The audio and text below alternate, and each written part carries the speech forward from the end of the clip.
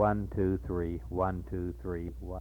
This is Ben Woods interviewing for the Oklahoma Living Legends. The day is March the 15th, 1972. We're in Norman, Oklahoma, at the home of Mrs. Is it Capshaw or Capshaw? Capshaw, to Mrs. Eleanor Capshaw. Ms. Capshaw, before we go into the program that we have planned, why don't you tell us where you were born and who your parents were? I was born, as was my father, in Gainesville, Texas. He was Claude Weaver. His father was a lawyer and a judge there and a captain in the Confederate Army. And he and I were born in the same house. When I was less than a year old, though, we moved up to Pauls Valley, Oklahoma.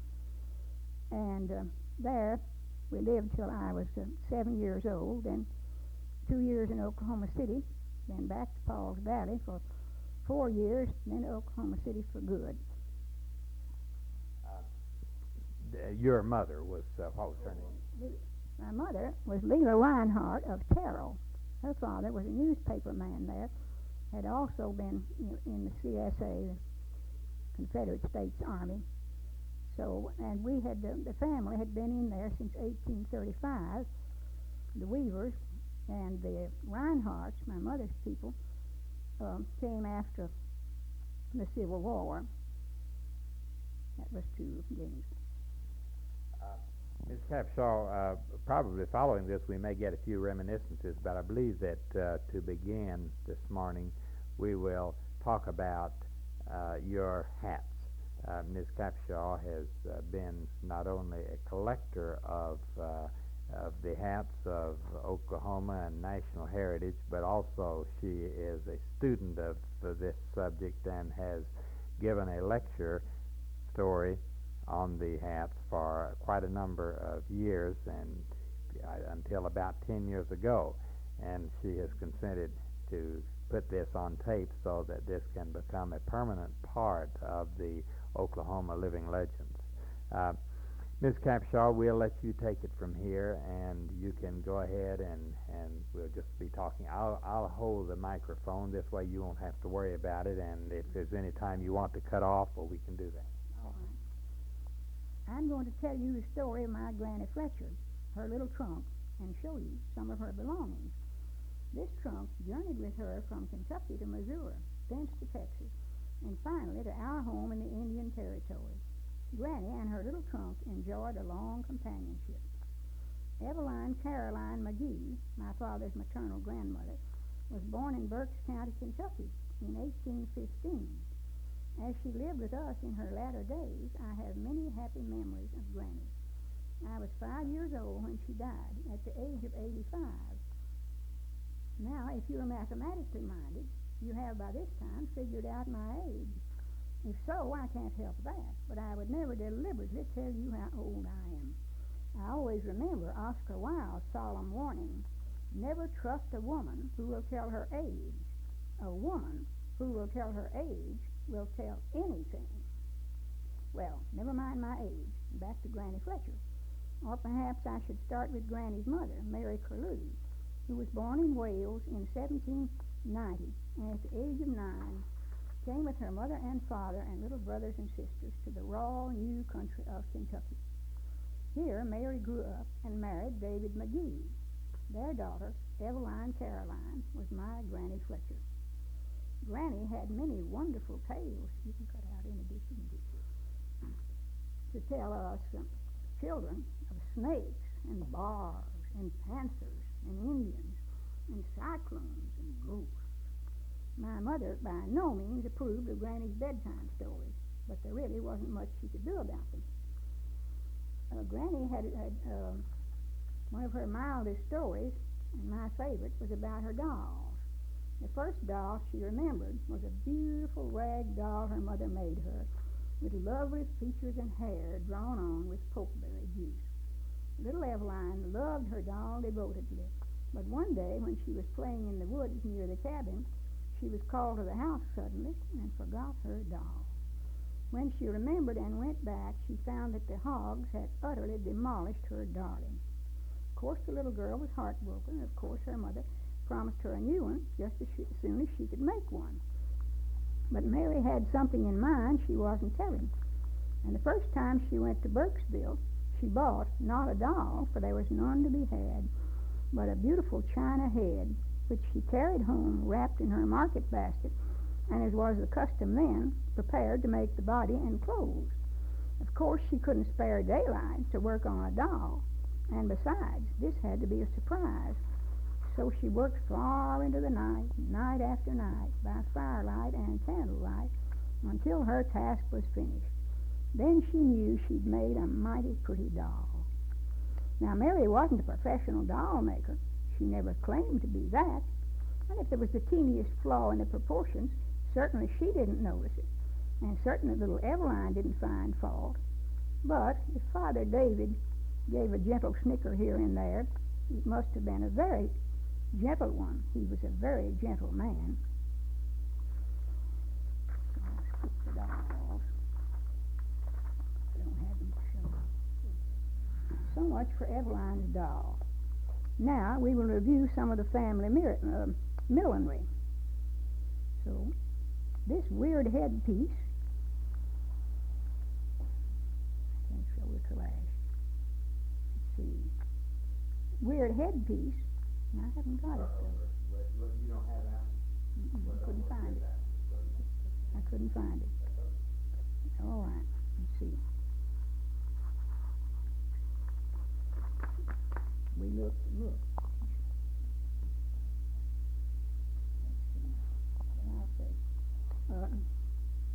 First we will show is a homey sunbonnet of black sateen lined with brown material. This, I am sure, belonged to Mary Curlew McGee, later known in Texas as Granny Gee. My grandmother Fletcher would not have worn it on a bet. She wore sunbonnets, of course. Who didn't? But hers had to be pretty, a blue check gingham or pink chambray or white lawn, with lots of ruffles and a big starched bow under her chin. This ample bonnet, I am sure, Mary wore as she stirred her soap in the big black iron pot over the fire in the backyard, and boiled her clothes and tended her garden and did whatever outdoor work she did, which was plenty. Some of Mary's neighbors had to wash and iron their sunbonnets on Saturday to wear to church on the Sabbath, because a bonnet was a bonnet, and not every woman could have 1,000. But Mary had a maiden bonnet, and here it is. A demure little bonnet of black silk with white lining and neat black strings. When Mary stepped into the little church in this bonnet with her arm through tall David and her 3 small children walking close behind, I think she must have presented a very genteel appearance. Now, before the next bonnet is shown, there's a big move coming. The men of the little community on the Cumberland River are getting restless.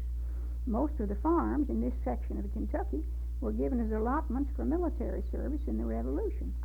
So perhaps it is not unnatural that after a generation or so, these veterans and their sons should feel the urge to seek a little excitement before it is too late.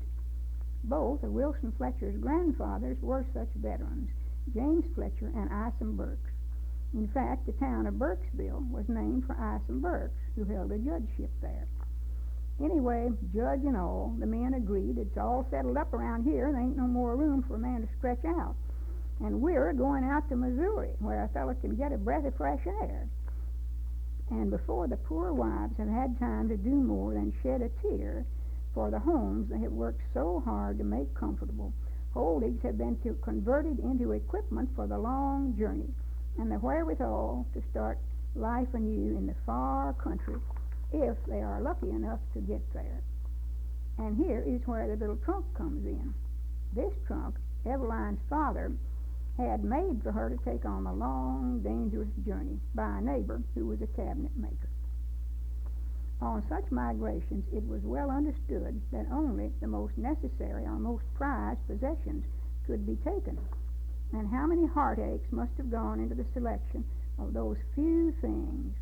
With a trunk as small as this one, the owner could, in case of disaster, a swollen river or Indian raid, clutch the trunk, and if she herself were rescued, the trunk would have to be too, or so she hoped. So out across the plains to Missouri, and in the year 1830, Eveline and her little trunk find themselves settled in Boone County. And here is the little bonnet that Eveline made for that journey. Now we skip 4 years. Eveline Caroline is 19 years old and is still a spinster, and as you may imagine, a source of considerable anxiety as well as embarrassment, not only to her father and mother, but to her little brothers and sisters as well. For several years she has been keeping company with the patient Wilson Fletcher, her old neighbor from the Cumberland, but she has also deliberately encouraged other admirers. This contrary girl is, in fact, utterly heedless of her mother's cogent arguments and tearful pleadings that come that 20th birthday she'll be an old maid for sure, and will never get a husband to her dying day, barring some poor, desperate widower with 12 little motherless children. Well, one morning shortly before the deadline, that fatal 20th birthday, Wilson rides up on his big white horse, has a whispered word with Eveline. She goes into the house and without a word of explanation puts on her Sunday dress and her new spring bonnet. This is on the 9th day of April in the year 1834. Wilson helps her up behind him on the big white horse, and they ride off in the direction of Boonesville with the whole McGee family watching so anxiously from behind the door. Late that afternoon, the McGees hear the clippity-clop of the big white horse. Wilson alights, gallantly hands Eveline down, and hand in hand they march in and break the good news. They have eloped and got married. Sweet words. Eveline Caroline has settled down at last. Now here is a little bonnet which she wore on that day.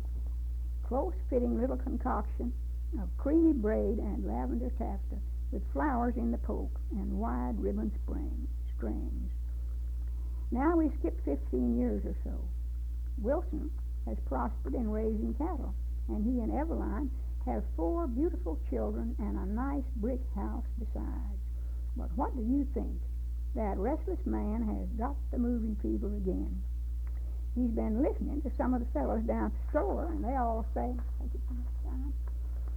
and that anybody can see it's all settled up around here, and there's no place for anywhere where a man can get a breath. And we're going down to Texas, where there's room for a man to stretch his arms and holler and hoop a little if he wants to.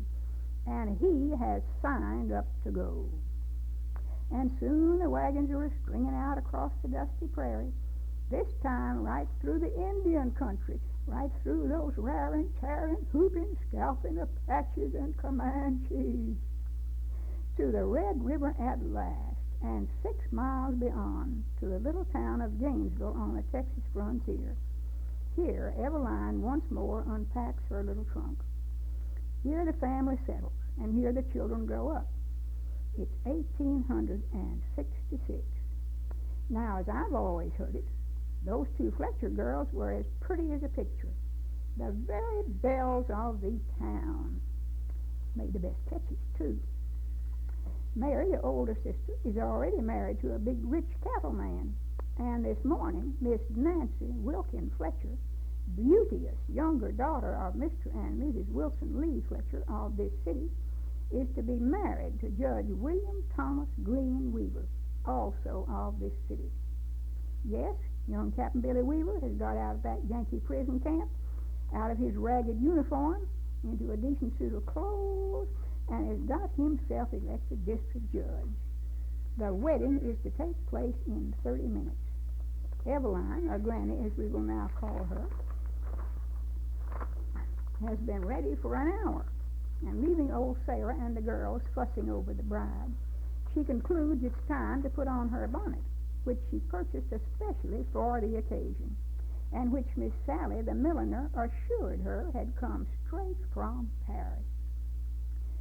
Granny recollects now that Miss Sally didn't say whether she meant Paris, France, or Paris, Texas. She remembers, too, that one time she caught Miss Sally in a plain fib about a bonnet, and her a church member. Well, never mind. Granny concludes it's a real nice bonnet, no matter where it came from, and plenty good enough to wear to see her child married. The wedding goes off in no time, and so does the bountiful infare which follows, after which the happy couple depart in the judge's phaeton for Denton, where he used to open court next morning. Now let's skip over to the 70s. Granny is getting along in years, but to Grant she is still a mighty handsome little woman. This is a calm Sabbath morning, again in April, and Granny is dressing for church. Of course she had her bath last night in the tin tub in the new bathroom. So this morning she stands in her voluminous white petticoats and bustle, washes neatly at her marble-top washstand, removes the crimping pins from her pretty gray hair, smooths it back into a knot, adjusts her hairpins, her side combs, her backing combs, and her tucking comb. Now she anoints her face and hands with glycerin and rose water, shakes up her little bottle of whitening, prepared chalk mixed with water, and smooths that on. Next, she takes out her box of prepared chalk, wraps the lumps hard with her knuckles to break them up, and apparently applies the powder with the chamois skin. She glances toward the door. Nobody coming. She is alone. From the very back of the bureau drawer, she takes out a red velvet rose, picks off one petal, dips it into her wash bowl, and daintily pinks her cheeks and lips. Pretty good this time, murmurs Granny. Now she takes a lead pencil and carefully traces her eyebrows. Sometimes, however, she picks up by mistake an indelible pencil, and if it is warm in church, purple rivulets may course down her dear old cheeks. This shouldn't happen to Granny. We hope this morning she gets the right pencil.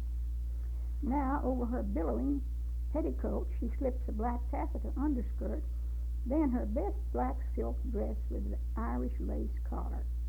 Now her jewelry, her onyx and pearl breastpin, her wide black enamel and gold bracelets, her dainty black Sunday fan with the spangles, and the jet bead chain. Of course, if it is very warm in church, she will pick up the sturdy palm leaf that she will find in the pew. Now her bonnet, lofty black files, with a beautiful jet ornament and ostrich tips, she ties under her chin. In this bonnet, Granny, though small, has immense dignity, and when she tosses her head, she is indeed formidable. Now she puts on the beautiful cape which Grant brought her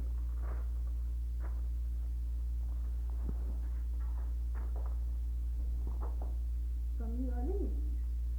Heavy black silk lace over green paper taffeta. That's not the one.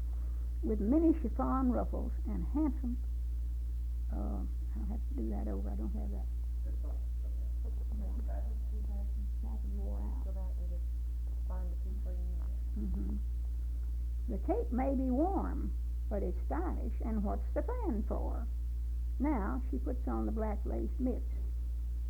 The jet-beaded pocketbook over her wrist, containing not only her handkerchief and her collection, her dime, but also her little testament and her smelling salts.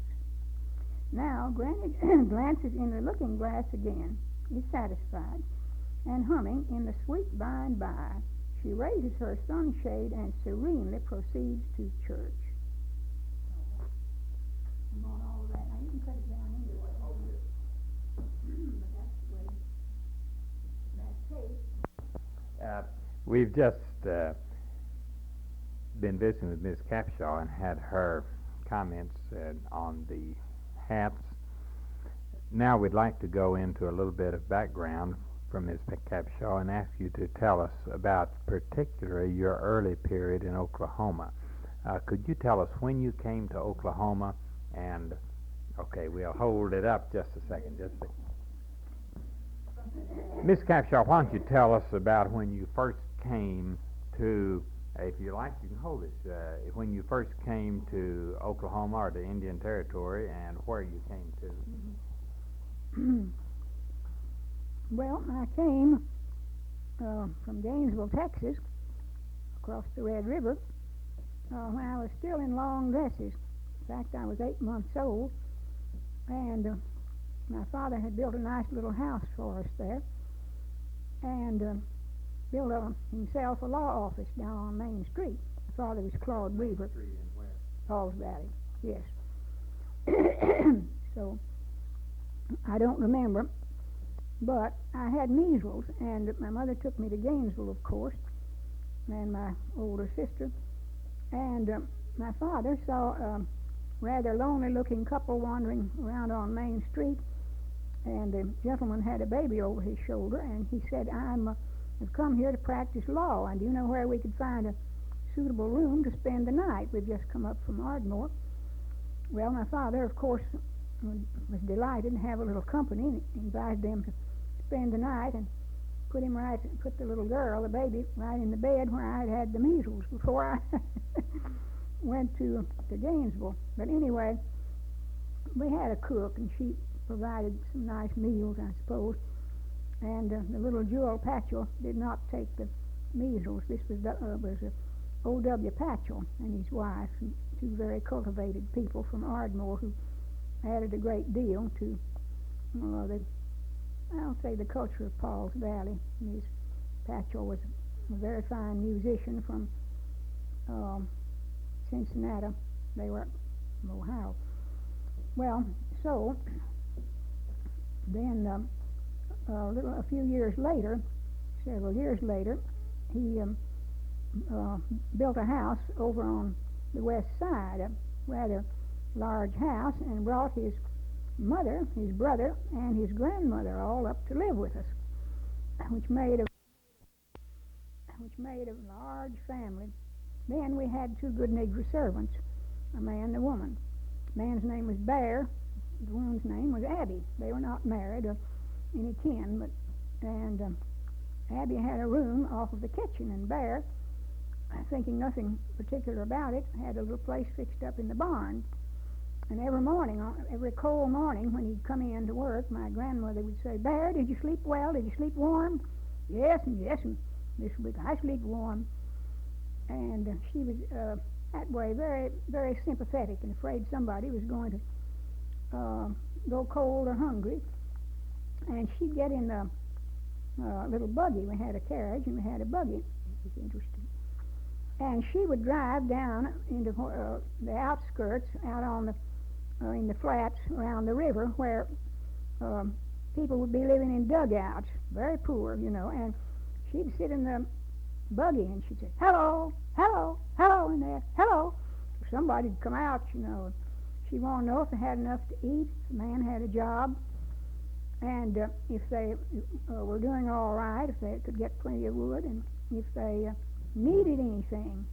Well, frequently they did, and she'd come home and get a ham out of the smokehouse, go by the grocery and get a sack of staples, and if there were children, there would be more, for she was very sympathetic with children. Ma never did anything at home. Nah, we called her Ma. My father called her Mammy, and my older sister couldn't say Mammy. It just came out Ma, and to her dying day, at the age of 87, she was still Ma in the family. What was I going to say about her? Well, anyway, Pauls Valley was a very rough little town. There were still a good many blanket Indians sitting around on the streets. And this was in the old Indian Territory, and these were Choctaws and Chickasaws, and not they were civilized, but still, many of them wore their blankets still. These years were about what years? Well, we moved up there first time. That'd be about 1900. My earliest recollections along about then, and so Pauls Valley was right in the. It was several miles from the Washita River, but was right in a crook of Rush Creek, and that was where we got those awful overflows, maybe 2 or 3 a year. And it wouldn't be the river. The river never came into town till much later. But the town really was just right down in the bottom with Rush Creek on 3 sides, you might say. And up it would come 2 or 3 times a year. Very exciting, very distressing. But to us little girls, it was never distressing. It was more fun than anything imaginable. Our house was built high on pillars, you know. So the water never got up into it, but it got into many of the houses in the town, and people would have their furniture and beds ruined and everything. And Mrs. Patchell, one I told you about, the fine musician, she would get trestles and have her piano put up on trestles and anything else that she could.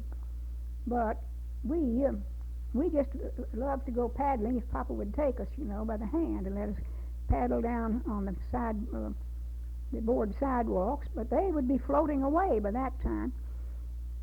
And so finally, it was a sorry pass when Paul's Valley was running against Wynnewood for the county seat.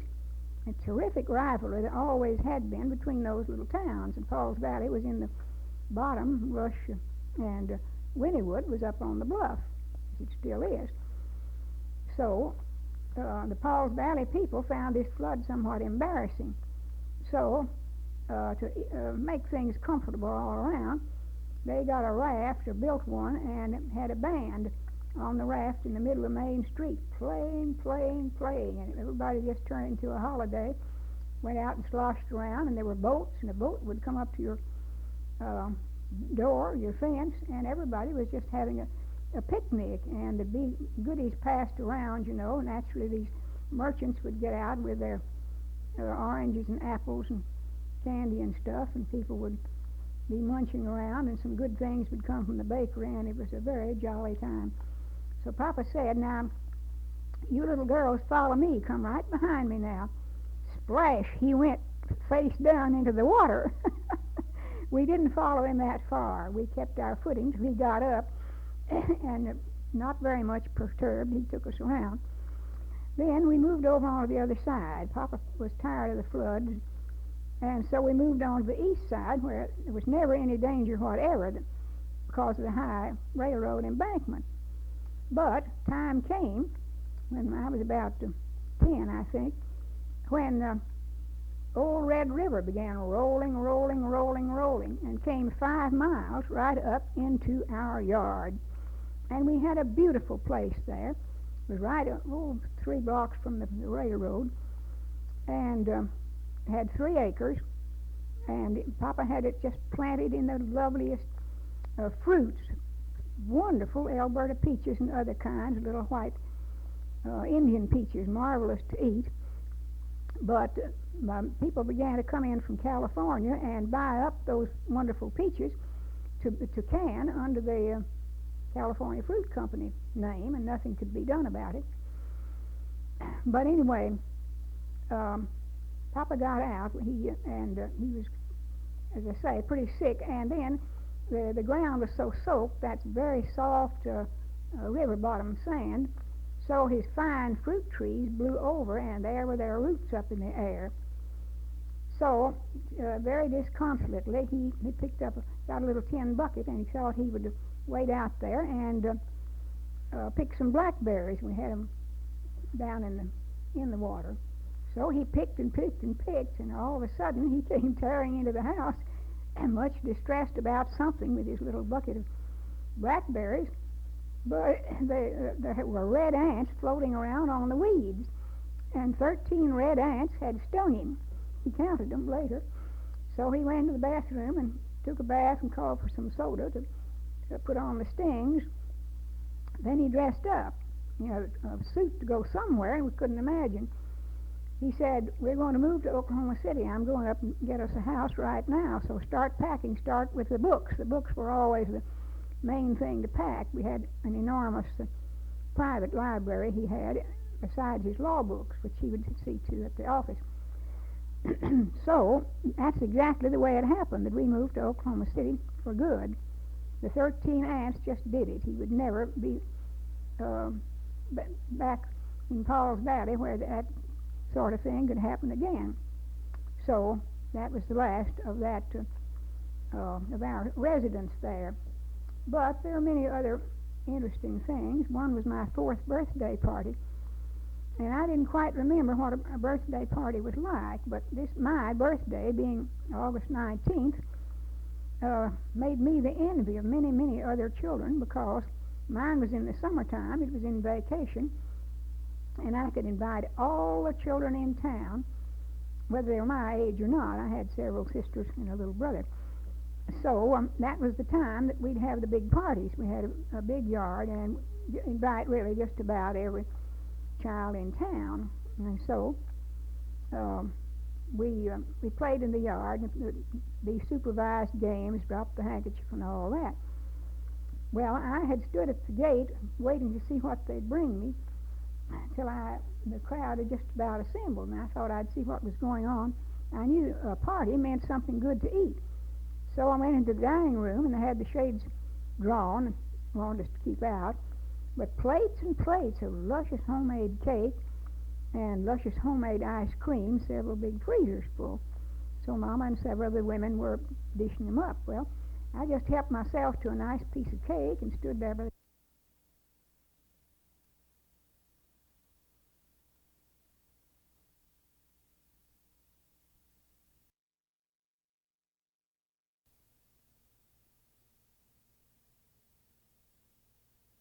the dining room, and they had the shades drawn and wanted us to keep out.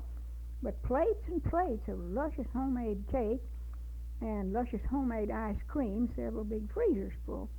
So Mama and several other women were dishing them up. Well, I just helped myself to a nice piece of cake and stood there by the dining room table eating the lovely chocolate cake, and she told me to go on out and play with the little children, wash my hands and face, and go on back and play, and we'd all be called at the same time.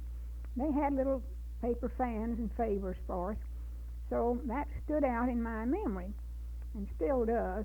And I remember a number of the children were there, and I still have some of the beautiful things they brought me, mostly a cup and saucer or a dainty little plate or something like that. And the Grant girls, Mattie and Nora, children of Calvin Grant, the big banker there, they brought me a little tea set of about 7 or 8 pieces, a tray and a cup and saucer and teapot and other little accessories, and I still have that in very good condition. And then I was going to tell about the Angel Company, the stock company that came just when I was older, lived on the other side. Every season, that Angel Company would come, and we'd be going home from school and see those posters all still fresh and wet. We'd just go home bang, the Angel Company, the Angel Company, the Angel Company's coming. And we had noted the dates. They'd stay a week, and the whole town would just be delighted. And men like Papa and Mr. Patchell and others who normally wouldn't have thought much of a little old stock company like that would be almost as happy as we were, and would go just about every night, only they'd make excuses for going, and we didn't need any excuse. All we needed was the 25 cents or 35 if you wanted to be really swanky. Little old opera house, you know, a frame, of course, and with just flat boards at the back for kind of a balcony, and then going over the door. They were only a dime. We never sat there. But anyway, there was a villain in one of these that was called the Devil's Web, and they put it on every year. So, at the end, a very crestfallen villain crept in. He had spoiled things for everybody, just about, some irretrievably. And he said, "But I deserve to die." And from the little balcony over the door, somebody yelled, "That's the God's truth." Well, that's all I remember at the moment. How many people were in Paul's Valley when you first came there? Oh, just a few hundred Did you all people know were there. Paul? Was it Homer Paul, the original Paul? No, Smith Paul. Smith Paul, that's right. He Homer settled, Paul. yes, Right. yes. No, I think Homer was his grandson. Now, he had several boys. He didn't live in town, and he was not Indian. He married an Indian woman. He was a white man. And a good many men came in and married these Indian girls in the first place, or maybe the last place. They got handsome allotments of property, of land down in that lush valley, very, very productive. And then every child would get 160 acres until finally the land was used up, exhausted. So younger children got none. But anyway, it was good while it lasted, and some very handsome fortunes were founded on those allotment schemes. And we had some wealthy bankers there, Mr. Garvin, Sam Garvin, Mr. Patchell. I mean, not Mr. Patchell, Mr. Grant, and others. And, let me see. Well, I'll have to think a minute before something else occurs to me.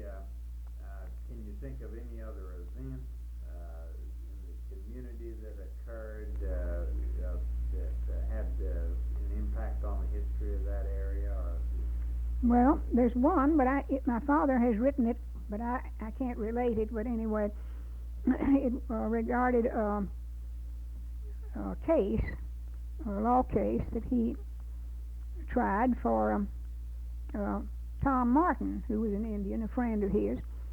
And it involved some of this rich land, and so anyway, it had to be tried in Indian courts on account of this Indian. I suppose the property was his. It was some of this land that was in litigation. So his client, and he said his friend too, Mr. Martin, had a hardware store.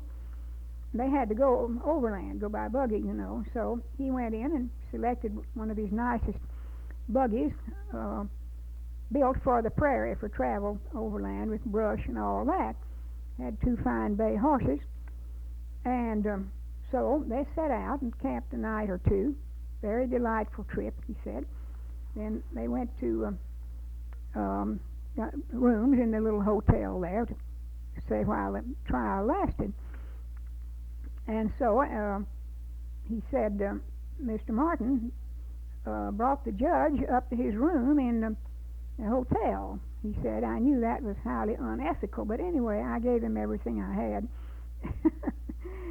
So he came in about an hour later and said, Claude, gather up your things now, pack your grip. We're going over to take the stage over to Ardmore, and we can get to Santa Fe there and get home tonight. Papa says, wait, Tom, the trial hasn't come up yet. It doesn't come up till tomorrow. We can't go home.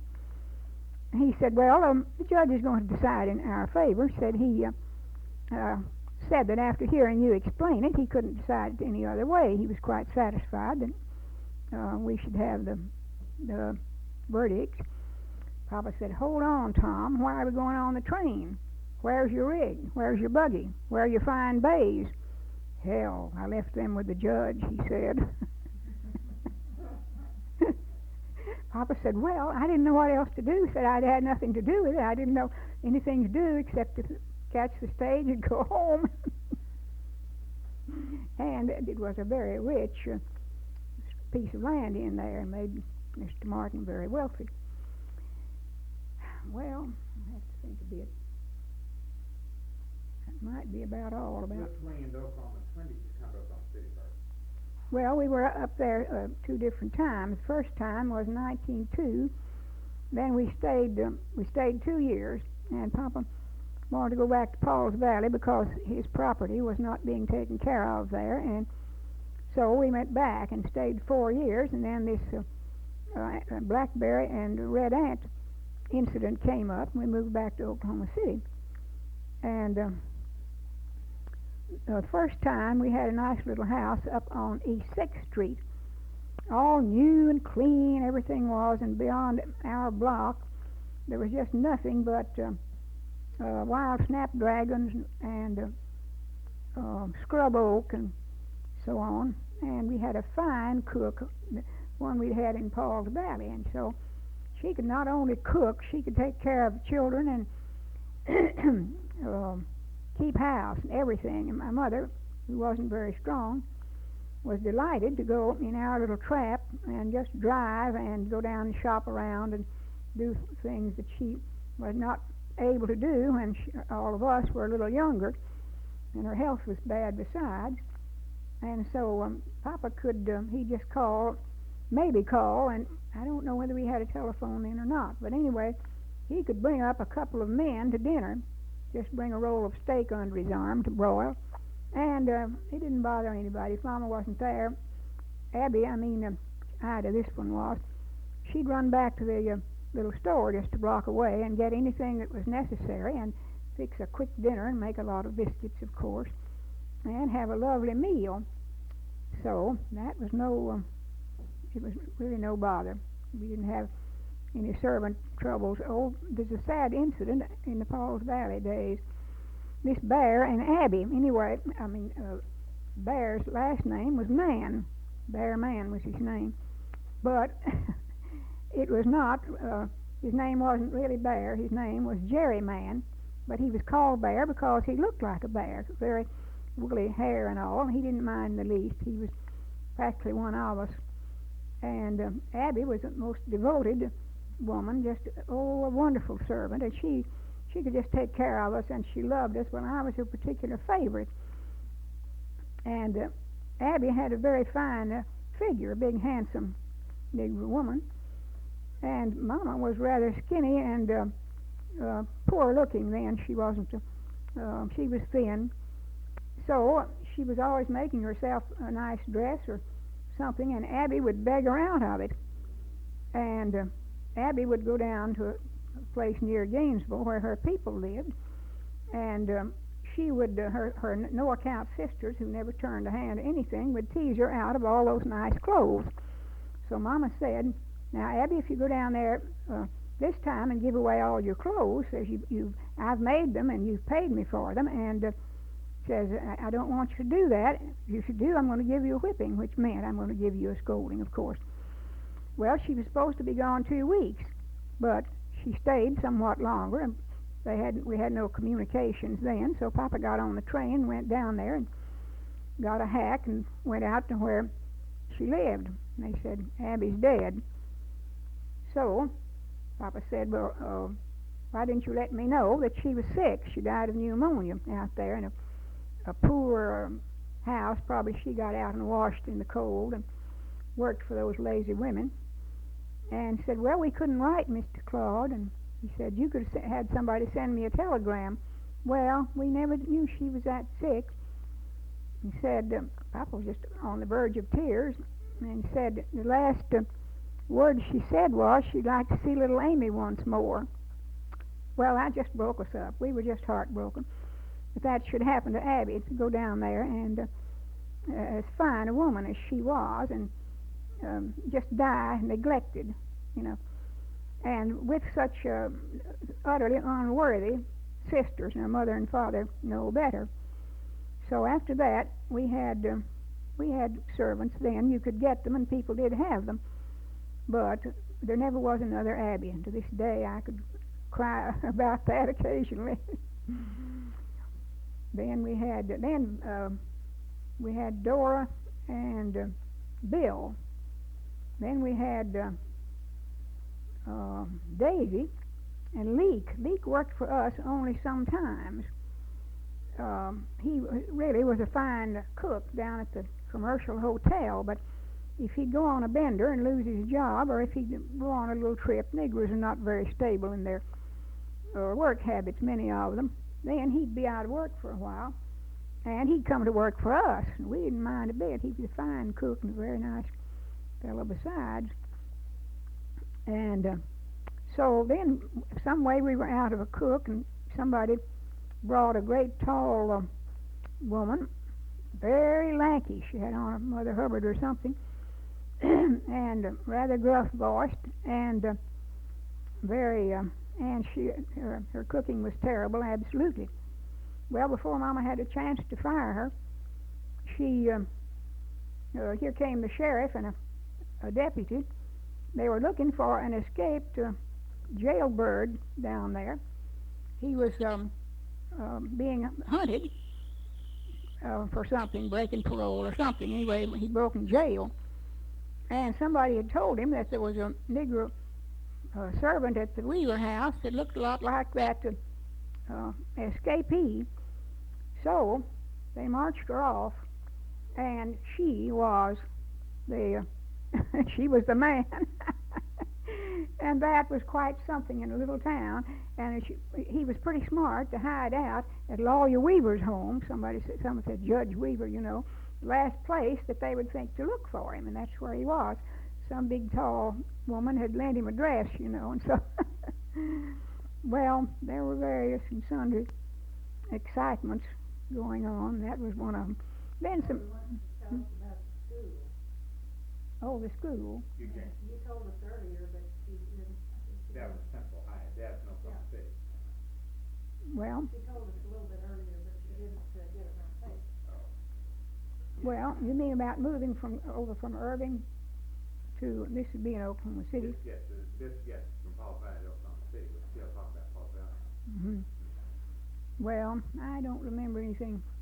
Remember anything else on Paul Valley? More of note. Well, I remember a lot, but nothing concrete at the moment. Well, let's swing to Oklahoma City then. All right. Tell now, 1902. What was to describe Oklahoma City in 1902?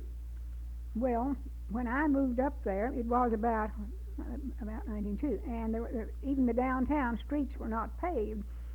And nice ladies would hire a cab to take them across the street so they wouldn't have to get their shoes muddy, and from one sidewalk to the next. And so that was about the time they put in the street cars, and we'd seen some old mule cars down in Gainesville, but we had never seen a streetcar on a track that would just go buzzing along without a mule in front. In fact, even Gainesville, we thought that was a pretty swanky town, but that was Gainesville, Texas. But anyway, the first day they'd say, watch for the yellow cars, ride the yellow cars all day free. So we did just about. Our father came home from the office to take his little girls on the yellow cars, and of course it was just a few miles then, but you could just ride round and round and round, and nobody'd ever tell you to get off. And so we rode till we were tired. And then on Saturday night downtown, that was the big night. Everybody went to town on Saturday night. Everybody lived in close, you know, only a few blocks really from down there. And Main Street for several blocks would be all lighted up, every store open. And they had everybody go in and get some of the delicious candy at the Greek shop, candy kitchen, or maybe ice cream and candy kitchen or ice cream parlor. And it was made, the ice cream was made there, and very delicious, and wonderful candies, and you could just smell them everywhere, and get a sack and just walk up and down and meet your friends. And then there'd be balloons and things that were quite thrilling to us, and always things to tease for. And we'd go over to the Lee Hotel, where that was the Huckins later, the Lee Huckins, and then the Huckins. But they had wonderful ice cream there, and they'd put cherries on top and call it a cherry sundae. We didn't know where the sundae came in, but we did like ice cream with cherries on it, or a wonderful ice cream soda. They had them too, far better than we could ever get in Pauls Valley. And so my father had an office right in the corner of the front corner of a building on the corner, the northeast corner of Main and Broadway, right where the Liberty Bank is now. So we would all go and look down from his windows on whatever was going on down there, and often there was a medicine show on a flat dray. They didn't have trucks, it'd be a dray, and there was a boot black there who blacked your boots in the daytime, but at night he would fix himself up pretty fancy, and he had an engagement he was a strong man, and he'd take an iron bar and he'd bend it across some important part of his anatomy, such as his ear or his nose. So the announcement would come, Professor Mosley will now proceed to bend an iron bar across his ear. or nose or the top of his head or the part of his face, and we some suspected there was some trickery, but anyway, when he'd throw that bar down against the others, it would clang, and he probably was big enough fool to risk injury by bending those bars across his head. Anyway, we just wrapped it all up till we got tired, and then take us home to bed.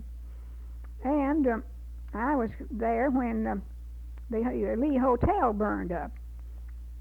We lived 5 or 6 blocks from there, cat-a-cornered, and so we could look out of our back windows. It was in the night, but Mama got us up because she thought that was something that we ought to see, and we'd be very put out if we hadn't. And I declare, we'd never seen anything like that. And of course, there was a good deal of noise with the hose and the firemen and the people and all the crowds. And every now and then there'd be a great ball of fire shooting away up, and they said that there were barrels of oil stored in the basement, and they were going, right up through to heaven, it seemed to us. And so we had seen fireworks, but we'd never seen anything like that before, and I doubt that I've ever seen anything like it since, except on TV. Was that all? Well, I remember some awfully good times later in the Huckins. The Skirvin was very young, and it was more of a commercial place. The Skirvin daughters, Marguerite and Pearl, had not grown up then. Later they made the Huckins, the Skirvin, the social center of the town, but at that time it was first the Lee Huckins and then the Huckins, and oh, so many glamorous parties there. There'd be political speakings. My father was always right in the midst of everything, especially if it was Democratic. He was a very popular speaker and was called on for almost anything, and when visiting dignitaries came, he was usually on the platform to introduce him or to make some comments himself. And so I remember my sorority always had their Founders Day banquet there, and we of course wore our very nicest evening dresses, and it was just really a big thing. Then there'd be dances and various things, and we get to meet, or at least sometimes just see some of these dignitaries. If women were not invited to the dinner, they'd put chairs in the balcony a little farther back where we could sit and hear the speaking. So the Huckins had very fond memories for me, and the Skirvin more recent, when I would be up there and attending conventions and parties and so on. And it hurt me severely when the Huckins was wrecked, and hurt me considerably when the Skirvin was, I learned it was to be taken for an office building. I still remember those lovely parties in the different ballrooms and places. You remember the Teddy Roosevelt trip of 1902 to Oklahoma City? Well, I just remember that he was there, but I don't. Remember it? No, I don't remember. Thinking in terms of the theater, you mentioned the play in Falls Valley. Do you think of terms of the early theater and the early culture in Oklahoma City? Yes, very much so. The Overholser was new. I remember when it was built, and tell about the Overholser. Excuse me. Why don't you describe the Overholser? Well, it was pretty glamorous for that day, and the Overholsers were very smart men, and they knew a good thing, and they brought a lot of culture to the town in various ways, but particularly the Overholser gave the companies a place to really to put on something good, and we got opera singers and various actors and actresses and fine companies with big names. And this brings me another little incident. So there were matinees, and we'd usually go to matinee. My grandmother was very fond of matinees. As I said, she never did any work of any kind. She was a oh, she was pretty dressy, and she liked to dress up and go to town if she didn't have anything else to do. She'd just have an ice cream soda, and she'd shop around and maybe exchange something which had been exchanged before, and then, but anyway, she'd have Papa get her tickets for practically every matinee, especially if it was something a little bit naughty, where the girls wore awfully short skirts or showed their red under things. She'd be right there. And so my mother thought that, she said, Ma never read anything, wasn't interested in, they say she's literary, but she's really not interested in anything except some dirty French novel about the bad French kings and their mistresses. So we just knew that was very naughty. Well, anyway, Ma, once she'd get her hat on, she didn't like to take it off. So when she'd go and sit down in the matinee, there could be pleas from all around to take off that hat, but she wouldn't do it. And sometimes it was considerable, the usher'd come and he'd ask her. Well, Papa was a very good friend of Mr. Ed Overholser, who was managing the theater, and he was just mortified to death that his mother should behave that way. So one time when things were particularly rank, he said, now I've got to go to talk to Ed Overholser. He says, you embarrassed me till I can't, all I can do is to go in there and explain that I'm sorry. Go to his office. So he did. And so Papa had a very sad, gray face when he was sad, so he went in, he said, to Ed's office, and he said, Claude, what's on your mind? He said, well, I want to apologize for the way my mother behaves when she goes to the theater. That she'll sit there with her hat on and inconvenience other people, and says she's just that kind of woman and we can't do anything with her. So Mr. Overholser burst out laughing. He said, oh, Claude, don't let that worry you. He says, I've got one just like her at home. We can't do anything with her either. So at least Papa felt better. He knew that no matter what Ma might do, that Mr. Overholser would do, that would know that he was with him, that he was still embarrassed about her behavior. Well, Ma would go into, we called her, I think I explained about where she got the name Ma. Anyway, she would go and sit down in a drugstore to have lunch, and instead of sitting back at the table, those little ice cream tables, she'd sit up at the counter with the men, and we knew that was very, very unrefined. But she'd come home and say, I have eaten pie by Judge J.B.A. Robertson. She'd always talk and ask who they were, you know. Then he had just been defeated for Congress, so she repeated that. I have eaten pie by Judge J.B.A. Robertson. My little brother says, I have eaten pie with the man who defeated him. That was my father. Well, she was quite a character, and sometimes we enjoyed her little pleasantries and her behavior, and other times she was absolutely unbearable. But she lived to be 87, and she mellowed considerably in her later days. My goodness. Just talk about Central High. Oh, yes. Well, the first 2 years after I left Pauls Valley, we lived over on East 5th then. You see, the town was different then. Nice people lived on the east side. Was considered before the Negro section was pretty close, and it was creeping up, and in time it just ruined that part of town completely. But then it was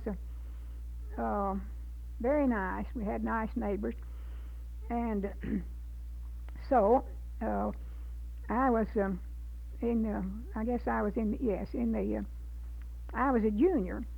I came from Pauls Valley, and no, I was not.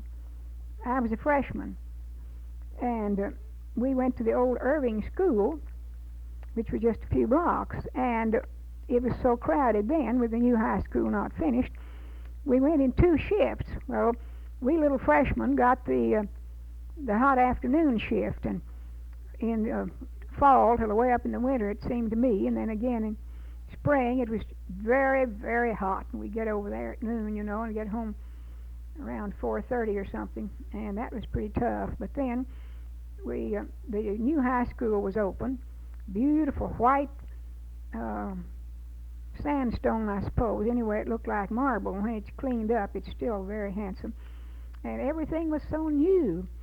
Everything was in a bad shape when we moved in. It was long before the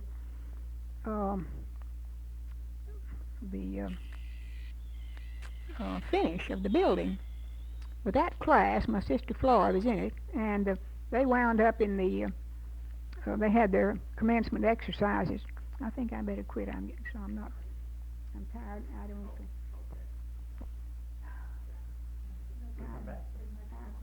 Yes. Well, you see, when I get started, We'll, yes, we will discontinue for the time being, and at some other time, maybe the next time the senior citizens meet, we'll be back.